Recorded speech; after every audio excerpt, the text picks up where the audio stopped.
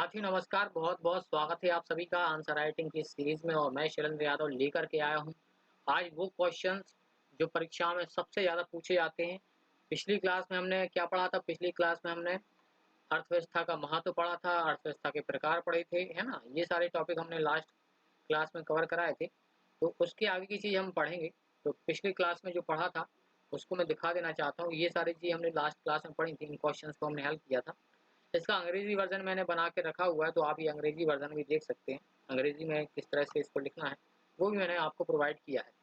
आज का जो टॉपिक है, आज जो हम डिस्कस करने वाले हैं, वो आर्थिक समृद्धि और आर्थिक विकास के ऊपर हम बात करेंगे। ये टॉपिक इसलिए ज़रूरी है क्योंकि इससे जुड़े प्रश्न हर साल पूछे जाते रहे हैं परीक्षाओं में। तो शुरुआत करते हैं। तो अगर मैं इस टॉपिक के बारे में बात करूँ, तो ये इतना इम्पोर्टेंट टॉपिक है कि आप विकास और वृद्धि को समझाने के संदर्भ में यानी या जीडीपी और विकास को समझाना होगा आपको कि जीडीपी में वृद्धि हो रही है, तो विकास किस तरह से होगा? या जीडीपी में वृद्धि कम हो रही है, तो विकास कैसे होगा? इस तरह के जो क्वेश्चंस होते हैं विकास से जुड़े हुए और आर्थिक वृद्धि से जुड़े हुए, उसको आपको डील करने के लिए ये क्वेश्चन आपकी हेल्प करेगा। ये क्वेश्चन जो है अलग-अलग ढंग से पूछा जाता है। तो बेसिकली क्वेश्चन क्या आता है एग्ज़ाम्स में? आर्थिक समृद्धि और आर्थिक विकास में बेसिक अंतर क्या होता है? तो अगर मैं बात करूँ निश्चित समय अवधि में किसी अर्थव्यवस्था में होने वाली वास्तविक आय की वृद्धि, आर्थिक समृद्धि कहलाती है। मतलब किसी भी इकोनॉमी के अंदर अगर एक पीरियड पीरियड ऑफ टाइम में अगर इनकम इंक्रीज़ हो रही है, तो हम उसको ग्रोथ कहते हैं, उसको आर्थिक वृद्धि कहते हैं, आर्थिक समृद्धि कहते हैं। एक फिज़िकल कॉन्सेप्ट है कि भौतिक अवधारणा है। इसके अंतर्गत किन-किन चीज़ों की बात होती है? इसमें होती है राष्ट्रीय उत्पादन की, सकल घरेलू उत्पाद की, प्रति व्यक्ति आय की यानी जीडीपी की, नेशनल इनकम की और पर कैपिटा इनकम की। इसकी अगर वृद्धि हो रही है तो हम क्या कहेंगे? We are growing. हमारी इकोनॉमी क्या कर रही है? ग्रो कर रही है। इसको कहते हैं इकोनॉमिक ग्रोथ, ठीक है? ये हो गया। ये आप अलग से 3 नंबर में भी अगर आपसे पूछा जाए डेफिनिशन तो आप ये लिख सकते हैं।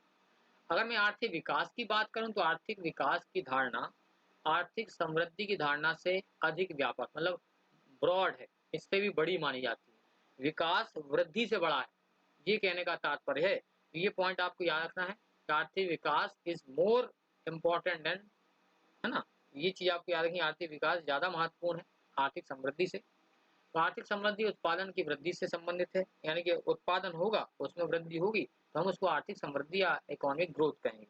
आर्थिक विकास से बहुत आगे की चीज़ है। अगर समाज में विकास हो रहा है, सकारात्मक पॉजिटिव चेंज आ रहा है सोसाइटी के अंदर, कल्चरल चेंज आ रहा है, क्वालिटी ऑफ लाइफ चेंज हो रही है लोगों की, तो उसको हम किससे रिलेट करेंगे? हम उसको रिलेट करेंगे इकोनॉमिक डेवलपमेंट से, आर्थिक विकास से। तो ये जो आर्थिक विकास होता है व्यक्तिगत स्तर पर मापा जाता है, इंडिविजुअल लेवल पर।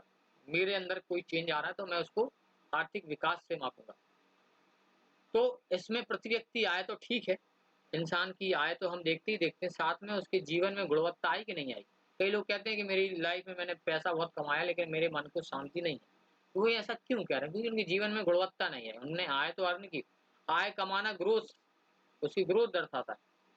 आय कमाना क्या दिखा रहा है? ग्रोथ दिखा रहा है, लेकिन लाइफ में क्वालिटी आ रही है उसका क्या दिखा रही है? डेवलपमेंट दिखा रही है। तो इस तरह से इसको समझो, ये बेसिक डिफरेंस होता है।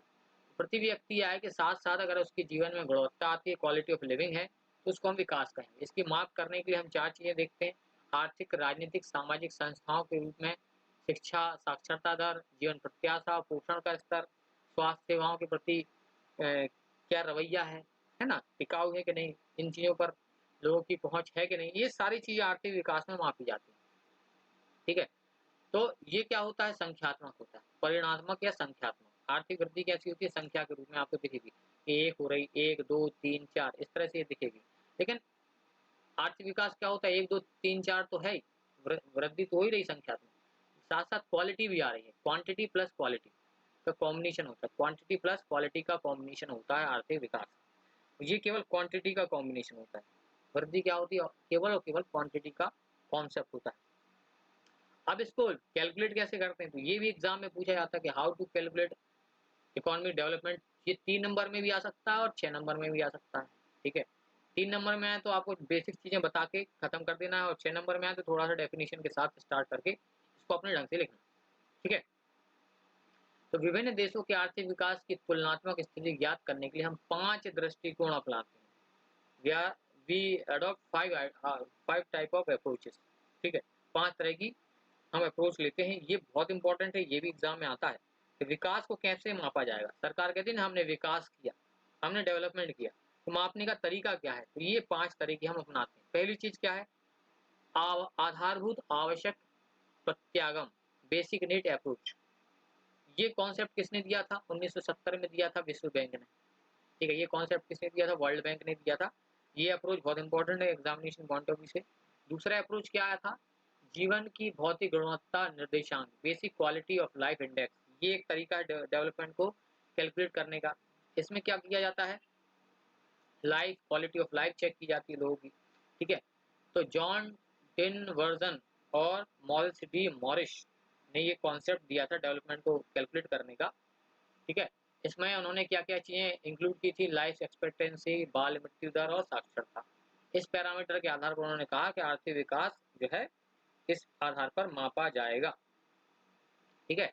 तीसरा कॉन्सेप्ट जो था डेवलपमेंट को मापने का वो था निवल आर्थिक कल्याण, नेट इकोनॉमिक वेलफेयर, ठीक है। विलियम नॉर्धस और जेम्स टॉबिन ने जीवन की गुणवत्ता में सुधार जो आर्थिक विकास का मापक है, इसको कैलकुलेट करने के लिए एक पैरामीटर उन्होंने कैलकुलेट किया था निवल आर्थिक कल्याण का, ठीक है। तो ये चीज आपको याद रखना है, मेंजर ऑफ इकोनॉमिक वेलफेयर की धारणा यानी कि कॉन्सेप्ट उन्होंने डेवलप किया। फिर सैमुअल्सन ने इसको मॉडिफाई किया, इसमें न्यू कॉन्सेप्ट डाला, न्यू इकोनॉमिक वेलफेयर। पहले इसका नाम क्या था? मंजर इकोनॉमिक वेलफेयर। इसको चेंज किया गया और इसमें थोड़े से सुधार किए गए, ठीक है। इसके अलावा न्यू में सकल राष्ट्रीय उत्पाद माइनस उत्पादन प्रत्यक्ष अप्रत्यक्ष लागत तथा आधुनिक नागरिकों की हानियां तथा गृहणियों की सीमाएं, ये उन्होंने एक फॉर्मूला निकाला, ठीक है। ये फॉर्मूला उन्होंने दिया, ये आप यूज कर सकते हो, नहीं करना चाहते तो नहीं कर सकते। आप कितना भी लिख करके आएंगे तो कोई आपके नंबर नहीं काटेगा, ठीक है। तो म्यू था पहले, फिर इसको न्यू किया गया, ठीक है, न्यू इकोनॉमिक वेलफेयर। तो ये कॉन्सेप्ट होता है डेवलपमेंट को कैलकुलेट करने का। चौथा जो कॉन्सेप्ट है वो है परचेसिंग पावर पैरिटी, ठीक है। इसके आधार पर भी हम देशों की जो आर्थिक विकास है उसको कैलकुलेट करते हैं, ठीक है। फिर राष्ट्रीय सकल राष्ट्रीय आय के किसी पूर्व निश्चित अंतर्राष्ट्रीय विदेशी विनिमय दर पर व्यक्त न करें, उस देश की भीतरी मुद्रा का क्रय शक्ति के आधार पर इसका मूल्यांकन किया जाता है। यानी कि अगर मैं बात करूं 100 रुपए हैं आपके पास, तो 100 रुपए में भारत में अगर आप 3 वस्तुएं खरीद पाते हैं, तो वही 100 रुपए अगर आप बांग्लादेश या नेपाल लेकर के जाएंगे तो 100 रुपए में आप कितनी चीजें खरीद पाएंगे? मान लीजिए वहां पर आप भारत में 3 चीजें खरीद पा रहे हैं और नेपाल और बांग्लादेश में 5 और 6 चीजें खरीद पा रहे हैं। तो ये क्या दर्शाता है कि परचेसिंग पावर जो है 100 रुपए की नेपाल और भूटान में सबसे ज्यादा है, तो सबसे कम कहाँ है? भारत में। यानी कि यहाँ पे डेवलपमेंट है क्योंकि लोगों के पास अधिक आय है, जिसके कारण यहाँ पर चीजें क्या है? महंगी है। तो ऐसे कैलकुलेट कर लेते हैं लोग, ठीक है। तो परचेसिंग पावर पैरिटी के आधार पर भी हम क्या करते हैं? विकास का मूल्यांकन करते हैं। तो ये भी आप पॉइंट डाल सकते हो। विश्व बैंक ने इस विधि को खोजा था और ये चीज आपको याद रखनी है। रहन सहन लोगों का कैसा है, इस आधार पर हम विकास की गणना करते हैं। तो मैंने कहा कि रहन सहन ज़्यादा डेवलप कंट्रीज में ज़्यादा अच्छा होता है और वहाँ पे चीज़ें महंगी होती हैं। तो 100 रुपये में वहाँ का आपको कम ही चीज़ें मिलेंगी। अपेक्षा नेपाल और भूटान और बांग्लादेश देश की अगर आप तुलना करें, उसी धनराशि का आप इस्तेमाल इन देशों में अगर आप करेंगे, तो आप देखेंगे कि यहाँ पर ज़्यादा चीज़ें आप खरीद पाओगे एज़ कम्पेयर टू इंडिया और अदर कंट्री, ठीक है। ये हो गया। चौथा होता है मानव विकास सूचकांक। ये अलग से भी पूछा जाता है एग्जाम में, ये अलग से भी पूछा जा सकता है और ये 5वां पॉइंट है, ठीक है। तो ये क्वेश्चन आंसर के अंडर में भी आता है और इससे एक क्वेश्चन भी बनता है एग्जाम में। तो मानव विकास सूचकांक को विस्तार से लिखिए, वेरी इंपॉर्टेंट। लगभग हर 1-2 साल में हर बार ये क्वेश्चन रिपीट होता है, इसको बहुत अच्छे से तैयार करना है, मानव विकास सूचकांक, ठीक है। तो ये हमारा तीसरा इंपॉर्टेंट क्वेश्चन बनता है। इस सूचकांक में क्या किया गया था? यूनाइटेड नेशन ने इसको लॉन्च किया था, यूएनडीपी ने इसको लॉन्च किया था। ये आपको लिखना है, यूएनडीपी ने इसको लॉन्च किया था। वहाँ के एक अर्थशास्त्री थे जिनका नाम था महबूब उल हक ने, उनके सहयोगी के सैन और सिंगर हंस ने इसको डेवलप किया था। ये आपको इनिशियल इंट्रोडक्शन देना है, ठीक है। इसके द्वारा क्या किया गया था? इसके द्वारा जो है मानव विकास सूचकांक में 3 चीज़ें इंक्लूड की गई थी। मतलब इसको कैसे कैलकुलेट करते हैं? इन 3 आधारों पर कैलकुलेट करते हैं। ये 3 आधार आपको लिखने पड़ेंगे एग्जाम में, इसको छोड़ के आएंगे आपका 1 या 2 नंबर कट जाएगा। तो आप इसको लिखना ना भूलिएगा, ये बहुत इंपॉर्टेंट है। तो 2010 में इन 3 आयामों को परिभाषित किया था, मानव विकास के सफल तरीके में इसको बदला गया, ठीक है, बहुत ही सफल तरीके से इसको डेवलप किया गया। अब मानव विकास के स्तर पर जो हम देखते हैं, बहुत सारी चीज़ें आ गई हैं, बहुत सारी चीज़ें हम मानव विकास के अंतर्गत लेते हैं, जैसे कि मानव विकास एक सूचकांक है, इसके अलावा इनइक्वालिटी, है ना, एडजस्टेड मानव विकास सूचकांक एक नया कॉन्सेप्ट आया है, लैंगिक विषमता सूचकांक, ये तो सारे मानव विकास के अंतर्गत हम पढ़ाते हैं, ठीक है, मल्टी डायमेंशनल पॉवर्टी इंडेक्स, ये सारे पैरामीटर्स जो है डेवलपमेंट को कैलकुलेट करने में इसका इस्तेमाल होता है। अब ये 3 नंबर में ये पूछ लेते हैं कई बार, ये 3 नंबर में ये वाला क्वेश्चन पूछ लिया जाता है कि इनइक्वालिटी एडजस्टेड मानव विकास सूचकांक आप बताइए, ये क्वेश्चन आता है एग्जाम में। ह्यूमन डेवलपमेंट इंडेक्स असमानता आधारित मानव विकास सूचकांक, यह मानव विकास के प्रत्येक आयामों में जो सामंजस्य है उसको इंक्लूड करता है, कोऑर्डिनेशन को इंक्लूड करता है, और इसमें मानव विकास सूचकांक असमानता के आधार पर दर्शाया जाता है, ठीक है। तो ये चीज होती है। इन पर शॉर्ट नोट लिखने आता है, लैंगिक विषमता सूचकांक, ये 3 नंबर में आपसे पूछा जाता है हर साल, है ना, ये भी आपको लिखना है, ये भी डेवलपमेंट को कैलकुलेट करने का पैरामीटर है, साथ साथ ये अलग से भी आपको 3 नंबर में पूछ लिया जाता है। यह सूचकांक महिलाओं की